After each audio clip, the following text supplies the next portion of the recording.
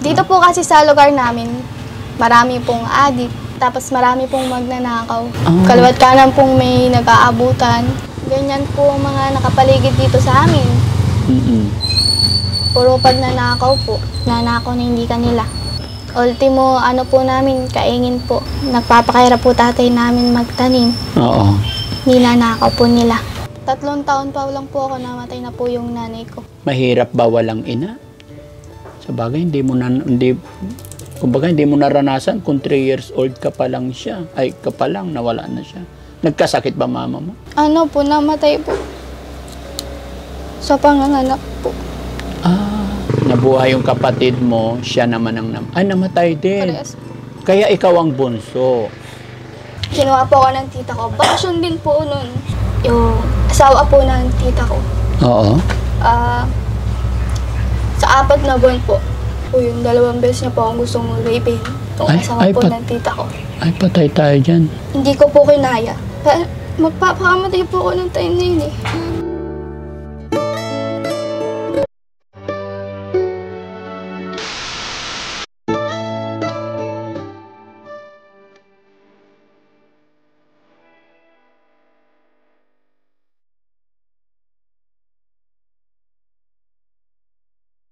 Hi ate, good morning. Good morning po. Kumusta ka na? Okay lang po. Anong pangalan mo? Jenny Rose po. Jenny Rose. Jenny Rose, ako si Daddy Frankie. No? Okay lang idikit sa'yo to? Pisilin mo lang dyan. Isa pa. Ganda naman ang pangalan ni Jenny Rose. No? 17 years old? 19 po. 19 ka na. Kumusta ang buhay dito? Okay naman po. Very good. Nag-aaral ka ba? Okay. Sino mga kasama mo dito? Yung lola ko po, tapos po yung tita ko po na hindi po nakakalakad. Ay, bakit hindi nakalakad? Ano po siya, born po.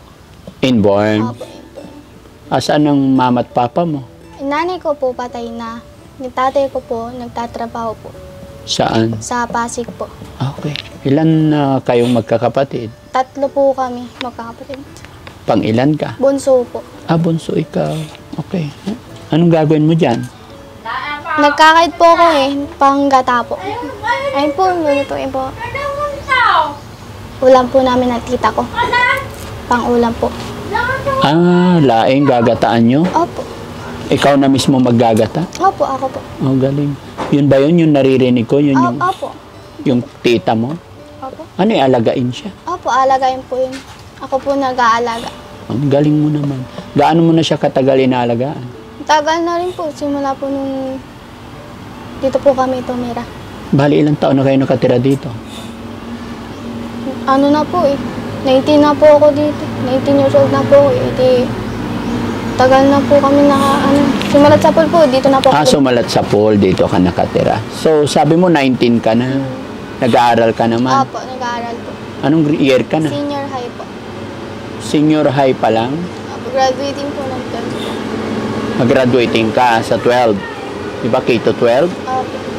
Anong course naman ang kukunin mo after? Criminology po. Criminology. Parang kailan lang dyan sa kabilang barangay, may na-meet din kaming 17 years old. Criminology din ang gusto niyang kunin. Bakit criminology? Yung po yung gusto ko po eh. Bakit? Para po makatulong po. Dito po kasi sa lugar namin, marami pong adik. Ay, bakit ganun? Hindi ko rin po. Kaya gusto mo maging pulis? Opo. Tapos marami pong magnanakaw. Dulong po yung kapitbahay namin sa drugs. Kaliwat kanan pong may nag-aabutan. Nakikita mo? Nakikita ko po.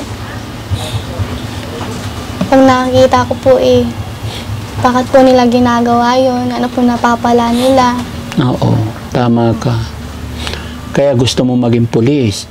Opo. Start na po yun, grade 10 po ako. Oo. Yun na po, naging gusto ko pong kunin course. Nagsimula ang pagka-interest mo maging pulis nung grade 10 ka. Dahil nakikita mo sa mga kapaligiran, gano'n? Opo, magulo po. Magulo? Ba't mo nasabing magulo? Dahil po, Ganyan po ang mga nakapaligid dito sa amin. Mm-mm. Puro pagnanakaw po. Nanakaw na hindi kanila. Nagnanakaw sila na hindi sa kanila. Ultimo, ano po namin, kaingin po.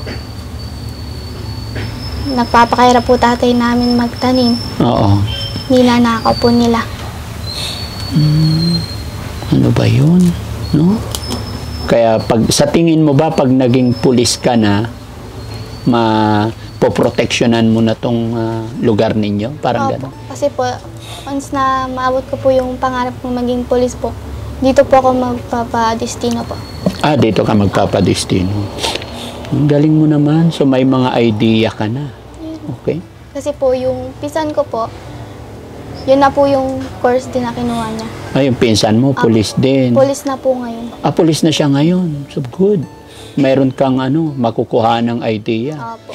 The same time, matutulungan ka rin niya, no? Okay, so, napakaganda ng plan mo sa buhay mo, no? Na okay yan. So, kumusta naman ang source of income ninyo? Paano kayo nabubuhay dito? Sa ano po, nangunguha po kami sa bundok po ng kayasin, tapos kung ano pong may bebenta para po may pambili po kami ng bigas, ulam. Okay. Kakayas po kami. So, yung tatay mo, nasa Pasig ngayon? Apo, sa Pasig. Kailan nauwian niya rito? Monthly or what? Monthly po. Monthly nagbabakasyon Opo. siya. Minsan po, hindi po siya nakakauwi kasi po, kinukulang din po yung budget. Ano ba trabaho, Papa? Construction po. Construction. Okay, oo. Ang minsan kasi sa construction, hindi sigurado, minsan walang sweldo, ano? Opo. Pero sa trabaho talaga napakahirap. Tuloy po yung trabaho nila, pero minsan po, yung sweldo hindi po nabibigay ng buo. Kumusta naman yung mga kapatid mo? Yung panganay po, may asawa at anak na po. Nakatira po sa Chaong. Yung kuya ko po, special po siya. Special? Opo. PWD po. Nasaan siya ngayon? Kasama po ng lolo ko sa bundok. Kumukuha po sila ngayon ng kayasin. Dito rin uuwi? Opo, dito rin po. Sayang, no? Sana makilala ko rin. Ay, mamaya pa po ang baba nila. Mamaya. Okay. Ikaw naman, kumusta naman ikaw? Hindi mo ba nag-try magtrabaho sa iba para mas makapag-aral ka? Hindi mo sinubukan lumayo, magtrabaho habang nagtatrabaho, nag-aaral? Hindi po pwede kasi po, binabantayan ko po yung tita ko. Okay.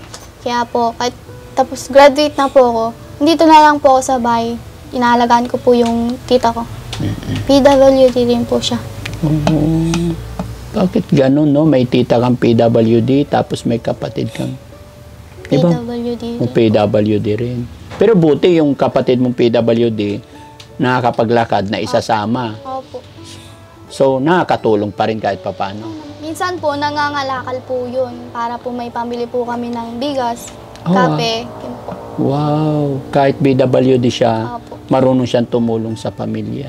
Lalaki po siya. Dati Ala- po, hindi po siya nakakalakad. Nung nagkaroon po siya ng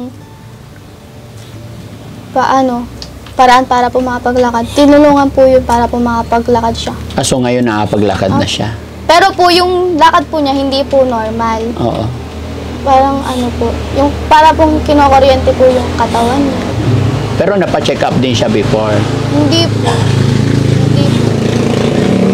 Dahil po sa kakulangan po ng pera nga po, hindi po namin siya napacheck up. Ilang taon na wala yung mama mo? Parang maaga yata. Maaga po. 3 taon pa lang po ako, namatay na po yung nanay ko. Ay, kawawa naman. Kaya pala, Opo. Mas maganda sana kung hindi siya maaga nawala, mas maaalagaan niya kayong magkakapatid. No? So, mahirap ba walang ina? Sa bagay, hindi mo naranasan kung 3 years old ka pa lang siya. Ay, ka pa lang, nawala na siya. Nagkasakit ba mama mo?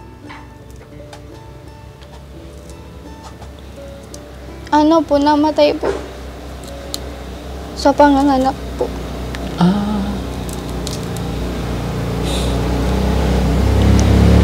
Paano nangyari? Sa bunso ko pong kapatid. Nabuhay yung kapatid mo, siya naman ang namatay din. Parehas po. Kaya ikaw ang bunso. So sad naman, sorry naalala mo tuloy yung mama mo. Dahil sa amin. Basta laban lang, no?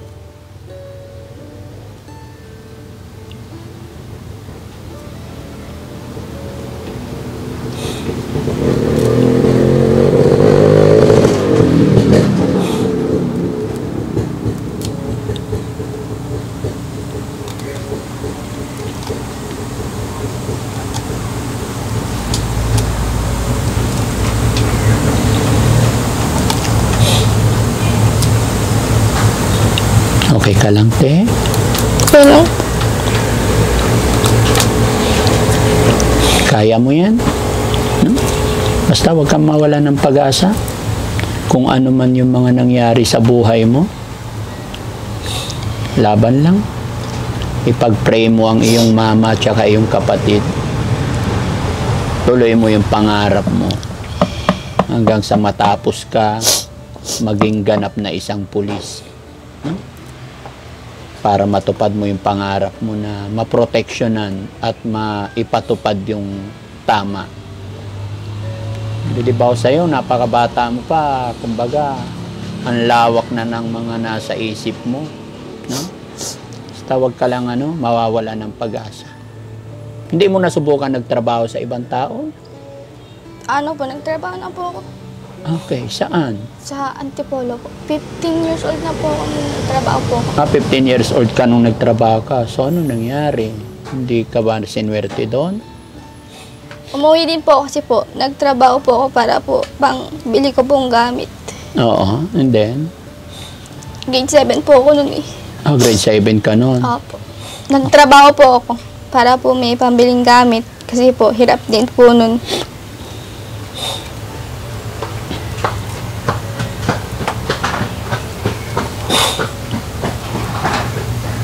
Gaano ka katagal nagtrabaho doon? 5 buwan lang po ako dun. 5 buwan lang. After 5 months, umuwi ka na. Po, kasi po papasok po ako grade 7. Okay. So, ganun lang. Tuwing bakasyon, nagtatrabaho-trabaho ka. Opo, Ganun. para po may panggastos na rin po ako. Hindi na po ako sa tatay ko. Okay. Lumipat po ako sa Kabuyaw. Mm-mm. Kinuha po ako ng tita ko. Bakasyon din po nun. Nagtrabaho ka rin sa Kabuyaw, sa tita mo? Ay, hindi po ako nagtrabaho. Tinulungan ko lang po siya kasi po bagong anak po siya nun. Mm. Nahirapan po siya, wala pong katulong. 2 years po ako dun. Mm. Dahil nga po dun po sa trauma ko po, hindi ko po kinaya. Kaya po, napauwi ako dito ulit. Yung asawa po ng tita ko. Oo. Sa 4 na buwan po, turning 16, 17 po. Yung 4 na buwan na po yun, 2 beses niya po akong gustong rapin. Itong asawa po ng tita ko. Ay, patay tayo dyan. Hindi ko po kinaya. Magpapakamatay po ako ng time na yun naawa na rin po yung tita ko. Tinawagan po tatay ko nang pauwi po galing trabaho. Bakit ka magpapakamatay? Kasi po, hindi ko po inaasahan na ganun po yung gagawin po sa akin ng asawa ng tita ko. Okay.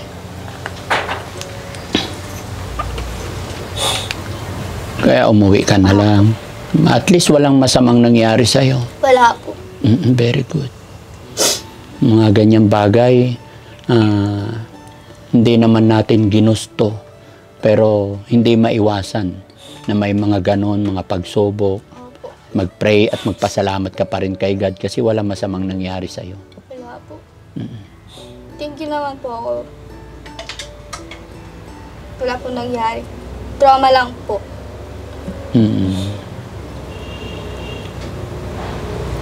Okay. So yun, kalimutan mo na lang yung hindi maganda. Kumbaga, gawin mo na lang inspirasyon yung mga hindi magandang karanasan mo. At sa mga nangyari na yon, gawin mo na lang maging mas matatag ka, ano? Ipakita mo na kaya mo. Total, nandyan naman ang tatay mo. Bagamat wala kang nanay, hindi alam ko naman na sabi mo, andyan ang tatay mo, na hindi kanya pinapabayaan. No? Tapos lagi kang magpipray, mahalin mo lang ang pamilya mo. No? Wag kang mawawala ng wag kang mawawala ng pag-asa. Wag kang magbabago. Kahit anong hirap, maghanap ka ng mga scholar para baka sakali may makatulong sa'yo. Kasi kung gusto mo talagang makapagtapos, may paraan, no? Lagi lang kayo mag-uusap ng mga kapatid mo, lagi lang kayo mag-usap ng tatay mo para tulungan ka niya. At the same time, yung pinaka-importante, ipag-pray mo kay God. Kasi walang imposible kay God pagka niloob niya talaga, no? Gaano ba ka-importante sa iyo yung makatapos ng kolehiyo? Mahalaga po yun kasi po, nag-sacrifice po yung tatay ko para po patuloy ko po yung pag-aaral ko kahit po mahirap. So nakikita mo yung hirap ng tatay mo. Tapos susuklian ko po yung tatay ko. Very good. Wag ka muna makipag-boyfriend hanggat hindi ka nakapagtapos, no? Gaano mo ba kamahal yung pamilya mo? Wala pong higit. Mahal na mahal ko po yung tatay ko. Pamilya po. Si Papa na lang po yung natitira. Tama. Walang makakahigit sa ating mga magulang, di ba? Dahil wala tayo sa mundong ibabaw kung wala sila. Simulat sa bulbo, nag-sacrifice sila. Para po itaguyod po yung pamilya po. Okay.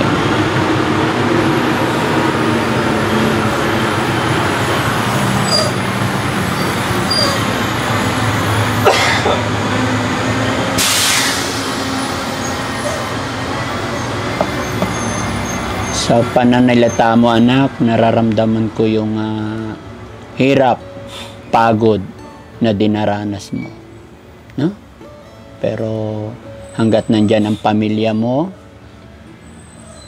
walang reason para sumuko tayo. Ano yung pangalan mo ulit? Jenny Rose po. Jenny Rose. Ilang taon? 19 na. 19 na. Naka-video tayo. Okay lang, i-upload namin to sa social media? Okay lang po. Okay lang, very good. At Jenny Rose, mapapanood ito ng mga kamag-anak mo. Mapapanood din ito ng papa mo. Bilang anak na lumalaki sa ganitong sitwasyon at nakikita mo yung sakripisyo ng tatay mo. Bilang pasasalamat kay tatay, dahil hindi matatawaran yung pagmamahal ng magulang sa atin.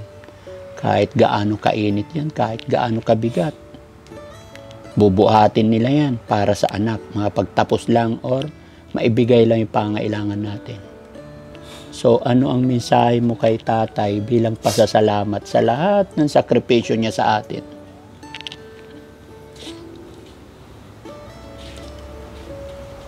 Pa, siguro mapapanood mo nga to. Thank you. Kasi kahit matigas ulo ko, kahit matigas, sobrang tigas ng ulo ko, iniintindi mo pa rin kami.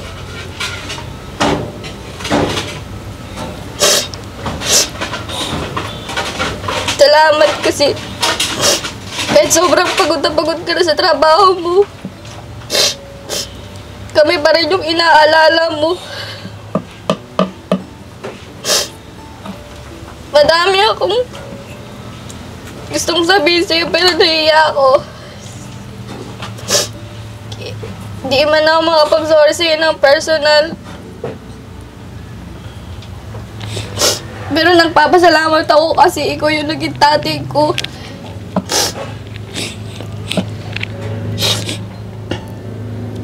Nagpapasalamat ako kasi sobrang bait mo.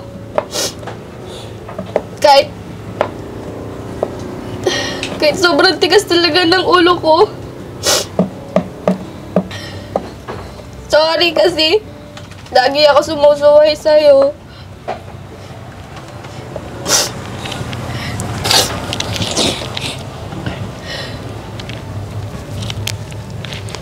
Yaan mo pa. Pagbubutin ko yung pag-aaral ko. Alam ko pagod na pagod ka na sa trabaho mo.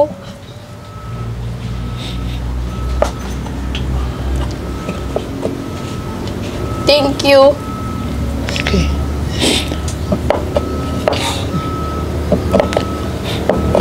Ano pangalan ng tatay mo? Patricio po. Ilang taon na yung tatay mo? 47 po. Okay. Tatay Patricio, mapapanood mo man ito, maging ako man ay sumasaludo sa iyo. Hindi lang po kay Tatay Patricio, sa lahat po ng magigiting na tatay na walang kapaguran na pagsilbihan ng mga anak. Saludo po si Daddy Frankie sa inyo. Kaya tayong mga anak, bilang ganti, ay suklian din natin ang ating mga magulang sa kanilang mga sakripisyo at pagmamahal, sa kanilang pagpapalaki sa atin. At si Jenny Rose, alam ko na makakamit mo yung pangarap mo. Basta wag ka lang bibitaw, no? May bibigay ako sa iyo, Jenny Rose, para makatulong sa pag-aaral mo. Pahawak mo na. Huh?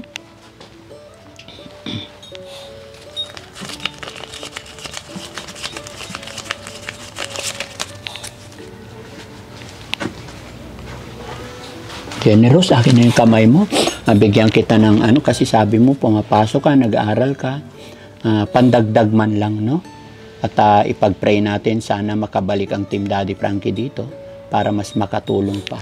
At sabi mo, nangangalakal yung kapatid mo para makabili ng may pambiling bigas. Pahingi ako isang sakong bigas, Kuya Rizky. Ayan. Ito, kami mo. 1, 2, 3, 4, 5, 6, 7, 8, 9, 10. Thank you po. Maraming salamat po. Para sa'yo talaga yan dahil napakabuti mong anak. Magsikap ka lang. Huwag kang iwasan mo yung barkada. Focus lang sa pag-aaral. At lagi kang makipag-usap sa mama at papa mo. Ay, sa tatay mo. Lagi kang sumangguni kay God. At huwag na huwag mong pababayaan yung tita mo na inaalagaan mo. Paano nangyari? Bakit ikaw nag-aalaga? Hindi, nahihirapan po kasi lola ko po. Mm-mm. Kaya po, tinutulungan ko po siya. Lalo na po, pag lumuluwas po si lola sa kapuyaw para po tulungan po si tita sa pag-aalaga po ng mga apo niya. Okay. Sige, salamat sa pag-share mo ng kwento ng buhay mo, ha? Ito, may bigas ako para hindi na kayo Maraming salamat po. Sana nakatulong. Okay? Maraming salamat po. Inaasahan mo ba na may darating na blessing sa araw na ito? Tip. Very good. Ganyan kahimala ang Panginoon. Walang imposible kay God. Alam ni God kung sino yung mga totoong nangangailangan. No? Kahit minsan, hindi nagkamali ang Panginoon para sa atin. Tayo lang minsan ang nagkakamali ng tinatahak. Kaya kung ang ipag-pray mo kay God ay maging maganda ang kinabukasan mo, yun ang ibibigay niya. Walang kasing power ang Panginoon, no? Kaya lagi kang magtitiwala kay God. Yung oras o panahon na mahina ka na or iniisip mo na hopeless ka na, pero once na nag-pray ka, nanalangin ka kay God, magugulat ka na lang. Gagawa siya ng paraan. Magugulat ka na lang. Gagamit siya ng mga ibang instrumento or gagamit siya ng ibang tao para dumating yung pangangailangan mo. kagaya na lang ng nangyari ngayon. Sabi mo, hindi mo inaasahan ng blessing. No? So, ito na yung nangyari. Yan ang patunay na may buhay na Diyos. No? So, ayan mga kababayan, mga kabarangay, maraming salamat po. At narating namin ang isang bahay na ito na daanan ng Team Daddy Frankie at nakita namin na isang batang ito. At nang kami nakipag-usap, eto ang kwento ng kanyang buhay na aming nalaman. Mga kababayan, sa mga napanood ng bidyong ito, nakapanood ng kwento ng buhay ng batang ito. Pag naibigan mo at nagustuhan mo, i-share po natin para sa ganon, mas makatulong pa tayo. Maraming salamat po. Daddy Frankie po, anak ng Pangasinan. From Pangasinan, mabuhay po tayong lahat. Shout out po sa ating mga kababayan OFW, mga kababayan natin na nasa ibang bansa. Sa Team Rise Above, mabuhay po kayong lahat. Kay Purisa Joy, ayan, thank you so much sa walang sawang pagsuporta nyo kay Daddy Frankie. Ayan. So, paalam tayo, be, sa camera. Ayan. Anong masasabi mo sa mga viewers natin?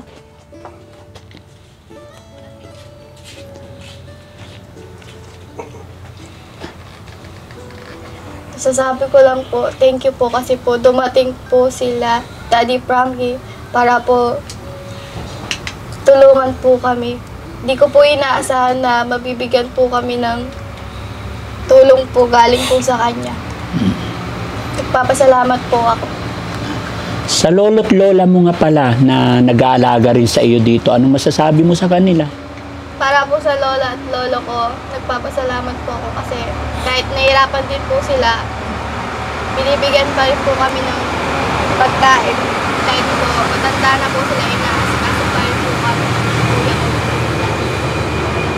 Sa dalawa mong kapatid, At sa ate ko po, ate, napapanood mo to. Miss ko na kayo.